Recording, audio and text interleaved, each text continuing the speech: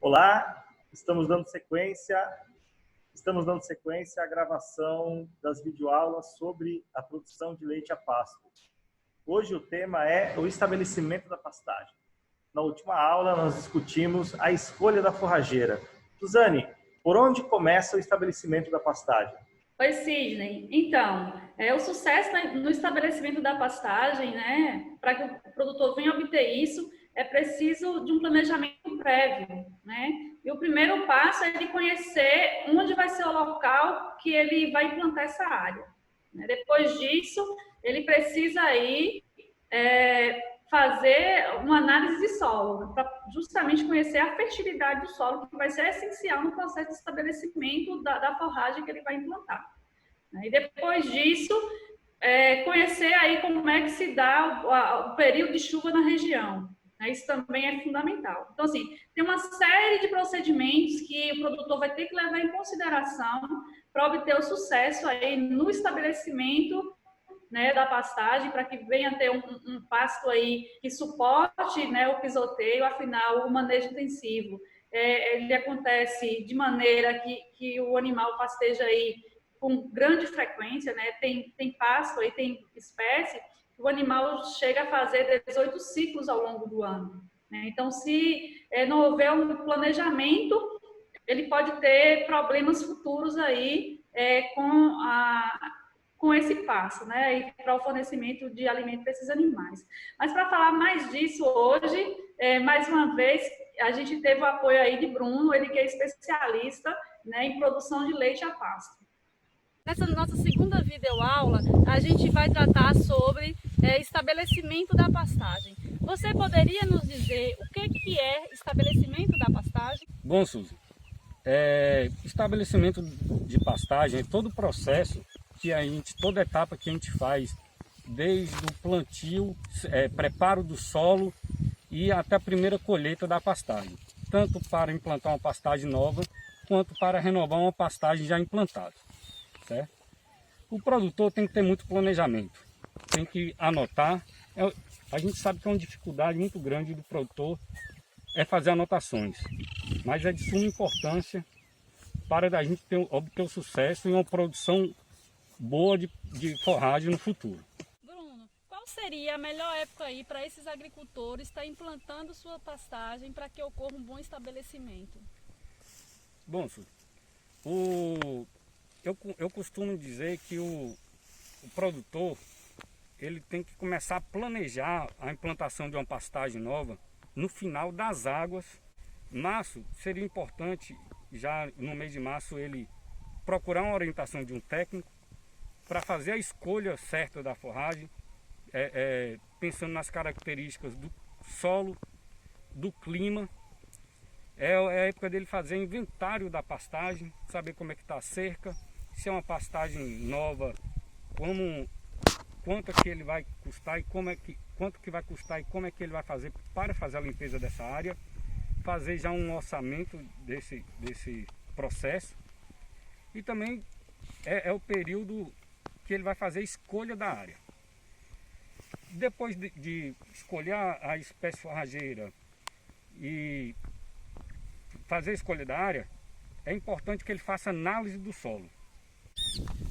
Porque se a gente comparar o solo a uma despensa de uma casa, a gente vai ver que na despensa da casa está cheio de comida, mas se a gente for comendo e não repor, ela vai se esgotar. E o solo é a mesma coisa.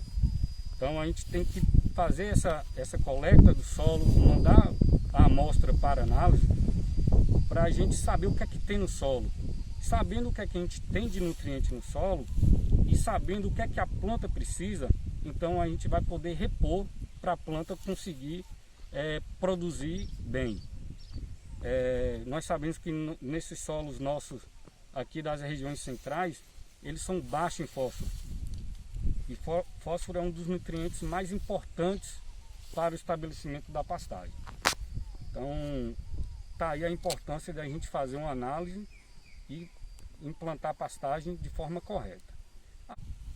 No mês de junho, a gente já tem que planejar o preparo do solo. Por que é importante fazer em junho? Porque é quando o solo ainda está com um pouco de umidade. Ele não está muito seco e nem úmido demais. Porque se a gente passar o arado ou uma grade pesada num solo seco, muito seco, a gente vai demandar mais gasto do trator, vai desgastar mais a grade ou o arado, os discos. Então, e se o solo tiver com muita umidade, vai compactar o solo. Então é importante que a gente faça o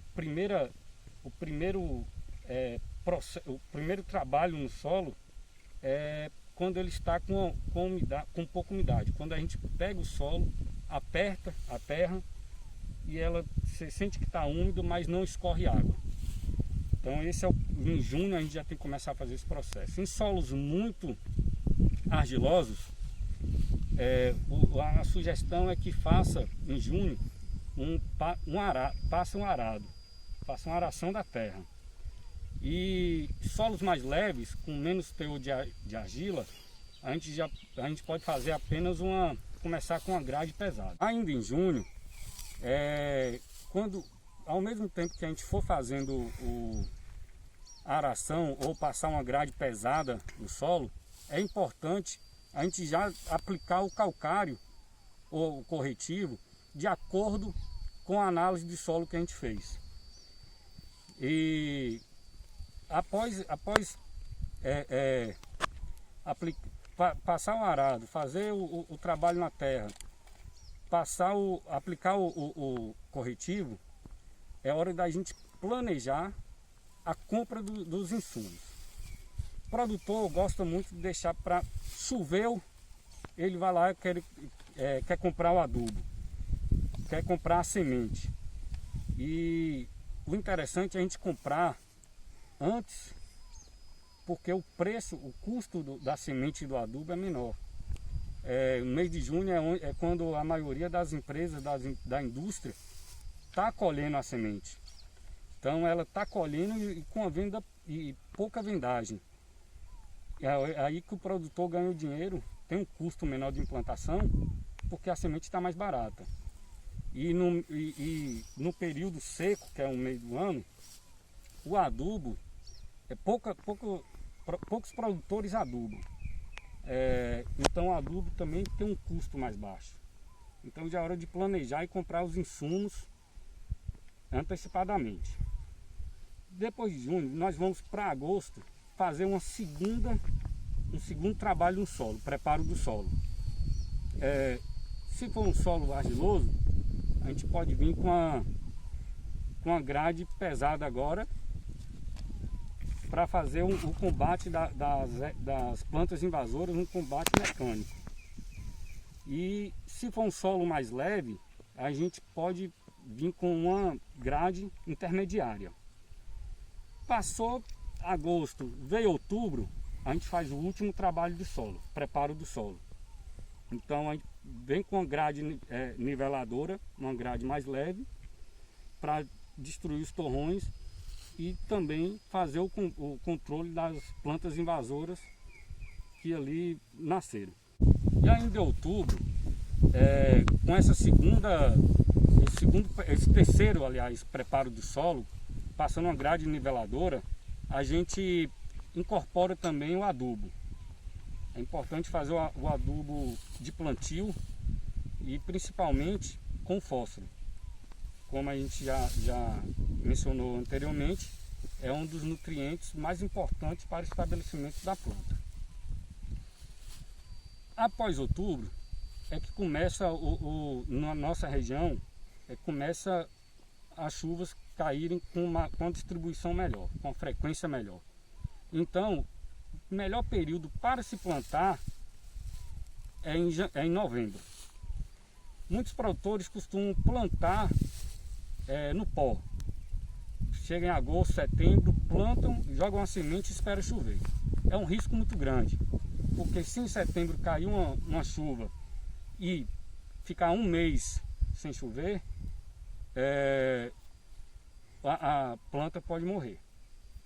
Ela demora em torno de 4 a 10 dias para germinar e após germinar, se não tiver umidade suficiente, ela morre. se o produtor tem irrigação, então ele pode até antecipar essa semeadura, porque ele vai ter a quantidade de umidade de água suficiente distribuída na pastagem. Ele vai fazer esse controle.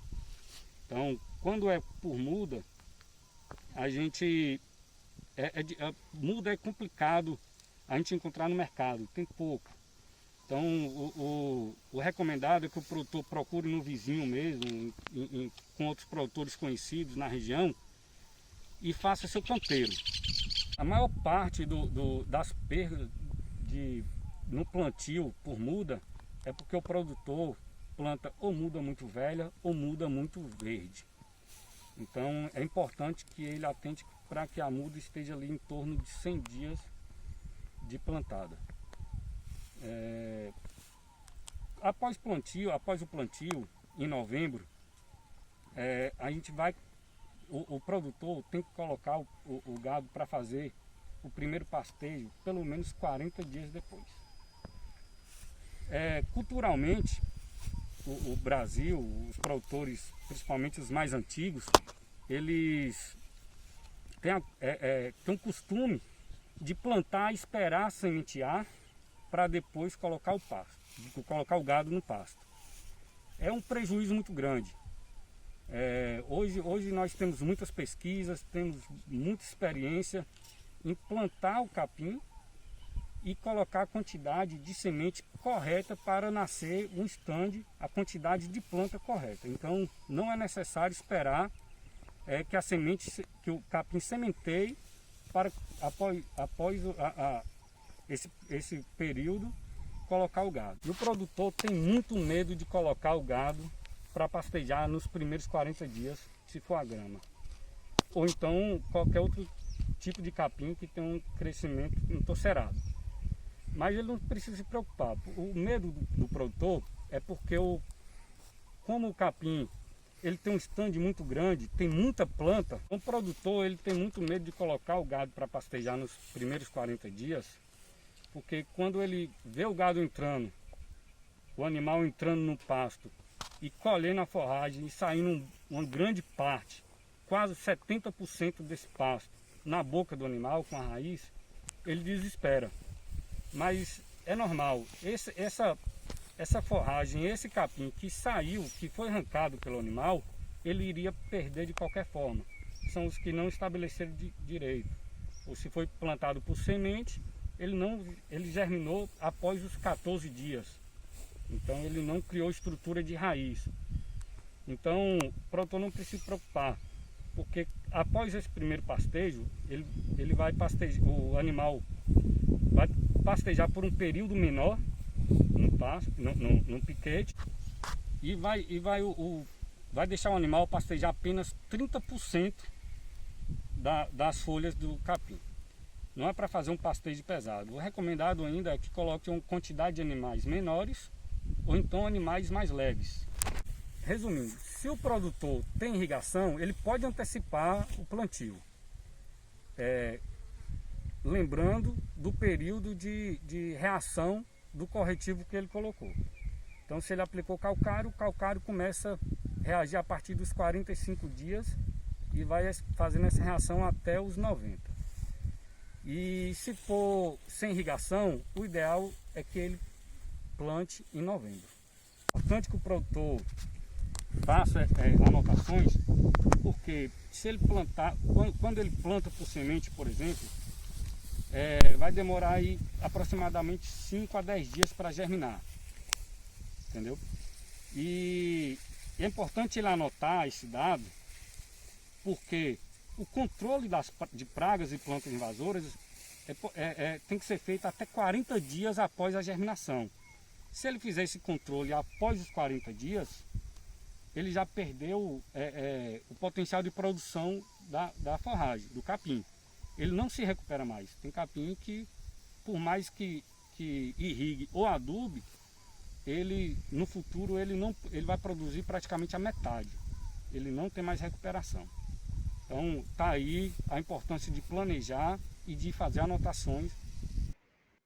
Muito bacana, Suzy. Acho que é interessante pontuar primeiro, esse aspecto do planejamento e, segundo, o calendário, né? Que eu acho que o calendário se mostrou aí na fala do Bruno como fundamental para o estabelecimento de uma pastagem de qualidade, né? Você começar a preparar o solo já em junho, quer dizer, você só vai enterrar semente em novembro, é um tempo enorme aí de caminhada entre o primeiro preparo de solo e o estabelecimento em si, né? Estabelecimento de fato da pastagem. Então, acho que esse calendário é interessante, fica como um alerta para os produtores já se anteciparem aí no calendário, porque o tempo não para, o relógio está rodando, não é? Com certeza. Essas orientações, ela vale tanto para plantio de sequeiro quanto irrigado, né? O produtor, às vezes, ele não se planeja, e aí, quando chega a análise de solo, ele já quer fazer ali a correção que é necessária, ele já quer fazer o plantio, e isso é prejuízo, né? A correção do solo, ela se dá aí no prazo, pelo mínimo, de 45 dias, né? Antes disso, o produto que você utiliza ali, ele não tem tempo hábil para reagir, então isso só vai acontecer a partir dos 45 dias. E aí, às vezes, chega a 90, 120, e depois ele continua reagindo. Principalmente se for para correção de pH, né? Então, o ideal mesmo é iniciar essa correção do solo com pelo menos aí 60 dias, né? Mesmo se for irrigado. E aí, se o produtor tem irrigação, ele pode antecipar, mas se ele também quiser aguardar esse período aí, esse período mais chuvoso, com certeza vai ser redução de custo para ele, né? Porque vai ter umidade no solo aí acontecendo a partir do mês de novembro, dezembro, janeiro. Então, é uma excelente época para estar implantando a pastagem, mesmo que no futuro seja irrigado. Ele vai ter uma redução de custo aí significativa nesse processo de implantação e, com certeza, vai ter mais sucesso aí no estabelecimento desse passo. Então, é essencial demais o planejamento e, principalmente, a anotação. Os agricultores, né, os produtores, precisam ter esse hábito de anotar, né, tanto no sentido de saber qual vai ser o momento ideal para fazer tal manejo ali naquela pastagem, quanto também para saber qual é o custo aí da sua produção, né? Lá no futuro, se ele não anota, ele não vai saber por quanto ele deve vender o leite, né? Se vender o leite a 90, a 70 centavos, como chegou agora nesse período aqui na região, né? Dá para vender mesmo a 70 centavos, né? Está cobrindo pelo menos o meu custo de produção, mas se ele não anota, ele vai dizer barato, é caro, ele não tem noção, assim, de que fato, perdi. Legal, Suzy, eu acho que é isso mesmo, quer dizer, o registro, isso a gente tem discutido também nos assuntos relativos a outras culturas, né? O registro não é importante somente na cadeia produtiva do leite, mas ele também é importante em outras culturas. Assim como o planejamento na implantação, o planejamento da produção de modo geral. Mas assim, vamos aprofundar um pouco esse tema da criação de leite a pasto numa próxima videoaula, tratando especificamente do manejo.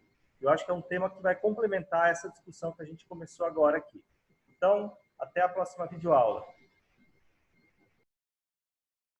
A Terra à Distância é uma adaptação das atividades de assistência técnica e extensão rural do Bahia Produtiva, projeto do Governo do Estado da Bahia por meio da Secretaria de Desenvolvimento Rural do Estado, executado pela CAR, Companhia de Desenvolvimento e Ação Regional, com recursos provenientes de acordo de empréstimo com o Banco Mundial.